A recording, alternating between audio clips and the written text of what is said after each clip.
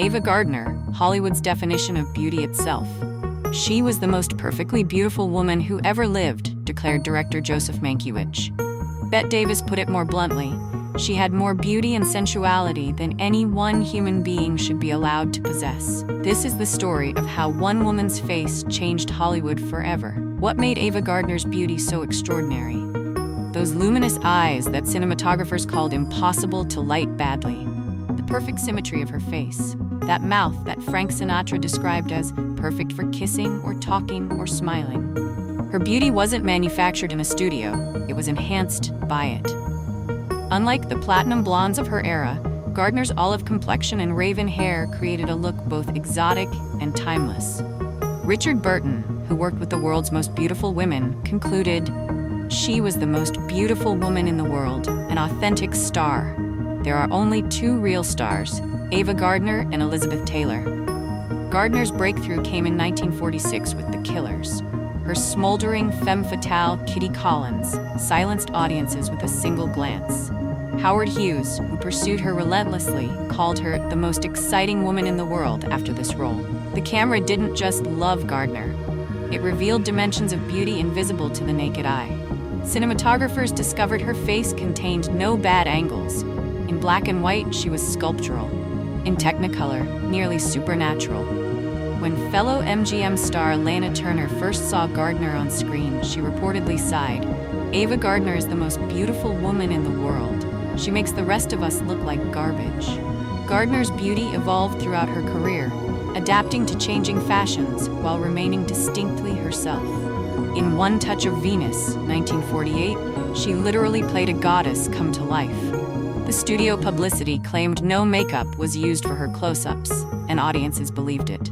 Pandora and the Flying Dutchman, 1951, captured Gardner in dreamy Technicolor against Mediterranean landscapes.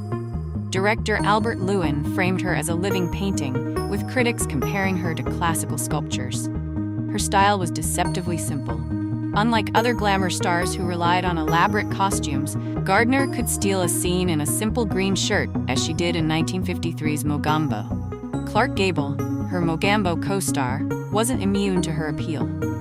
"Ava is the only woman who ever brought me to my knees." Despite working with the most beautiful women in Hollywood for decades, Gable confessed, "She's the kind of woman who makes you want to throw all the rules out the window." Mogambo earned Gardner her only Academy Award nomination, with director John Ford capturing her beauty in natural settings, proving her appeal didn't require elaborate studio lighting or styling. No film captured Gardner's essence better than 1954's The Barefoot Contessa, where she played Maria Vargas, a Spanish dancer whose beauty becomes both blessing and curse. Humphrey Bogart, her co-star, observed, "She hasn't had enough experience to be a great actress, but she's the most beautiful woman who ever came to Hollywood." The film's narrative eerily echoed Gardner's real life. The Barefoot Contessa portrayed a woman whose extraordinary beauty became both her defining attribute and her burden, much like Gardner's own experience in Hollywood. The character's authentic spirit and reluctance to be confined by convention mirrored Gardner's own approach to stardom. Costume designer Fontana created gowns that seemed to flow like liquid around Gardner's form. Yet the film's most iconic image shows her barefoot, beauty stripped to its essence. Unlike many stars whose appeal faded with youth, Gardner's beauty matured like fine wine. On the Beach, 1959, showed a more sophisticated elegance, with co-star Gregory Peck noting, "She was the most beautiful woman in the world, and everyone knew it." He later added with genuine affection, "There was no one as beautiful as Ava. She was a beautiful person, too."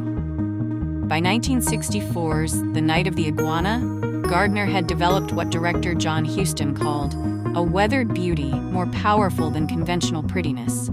Huston famously remarked, "Ava took my breath away. She was unquestionably the most beautiful creature I ever saw." The film's promotional materials boldly declared, "3 women, 1 man, 1 night." Yet despite sharing the screen with Deborah Kerr and Sue Lyon, it was the 42-year-old Gardner who dominated the film's visual landscape. Gardner's beauty didn't just captivate audiences, it bewitched some of Hollywood's most powerful men. Mickey Rooney, her first husband, described their first meeting with awe. "Her beauty was mind-boggling. I first saw her standing by herself at the studio commissary. I nearly fell off my chair. She was, without a doubt, the most breathtakingly beautiful creature God ever created. Their marriage lasted barely a year, with Rooney later admitting, Ava's beauty was from the heart, as well as physical. I was too immature to understand a woman of such depth. But it was Frank Sinatra who fell hardest. Their tempestuous marriage became Hollywood legend, with Sinatra famously calling her the most beautiful animal in the world. Years after their divorce, when asked about Gardner, Sinatra simply said, "I'd rather have spent 1 year with Ava Gardner than a lifetime with anyone else." By the 1950s, Gardner sought escape from Hollywood's superficial obsession with her looks. She found refuge in Spain, where her beauty was appreciated rather than commodified. Spanish culture embraced Gardner's passionate nature and appreciated the depth beneath her surface. The Mediterranean sun enhanced her olive complexion, and European directors framed her differently than their Hollywood counterparts, emphasizing the soul behind the face. Spanish director Luis Garcia Berlanga once observed, "In America, they filmed Ava like a goddess. In Spain, we filmed her like a woman." As Gardner herself noted about her Spanish years, "Here, they don't just stare at my face, they look into my eyes." Gardner's relationship with her own beauty was complex. "Beauty can be a curse," she once reflected. "No one sees past it to who you really are." Unlike stars who frantically fought aging, Gardner accepted the passage of time with characteristic frankness. "When I lose my temper, my chin shakes. Well, if it's gone, where will I be? I'll have no way of expressing myself," she said, rejecting extensive cosmetic procedures that other stars embraced.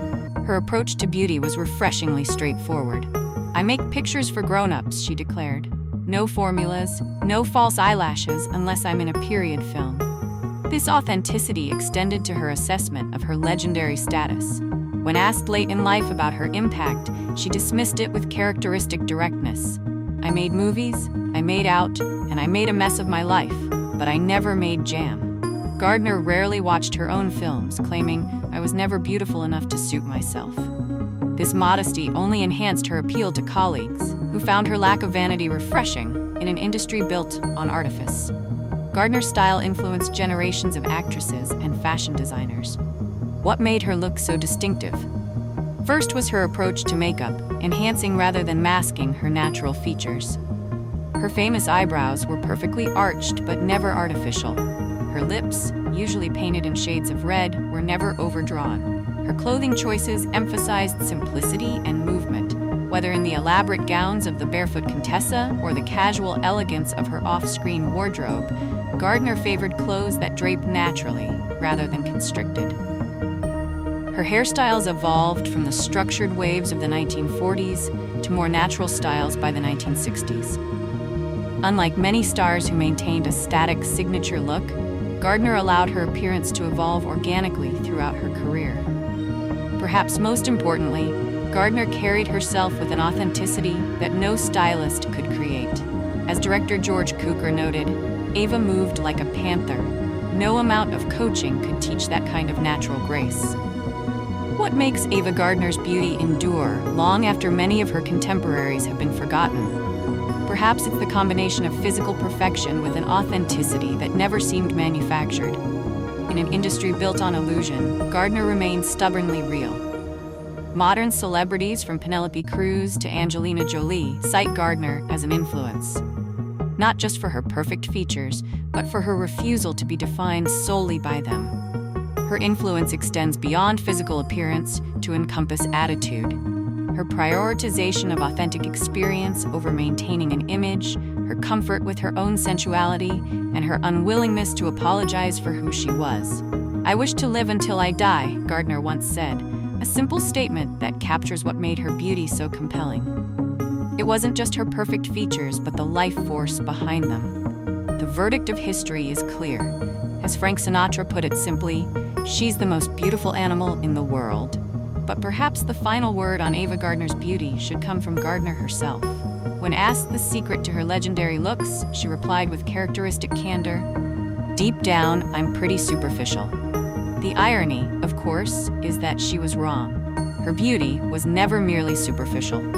It was a reflection of something deeper, an authenticity, a passion, and a fierce independence that shone through every frame she filmed.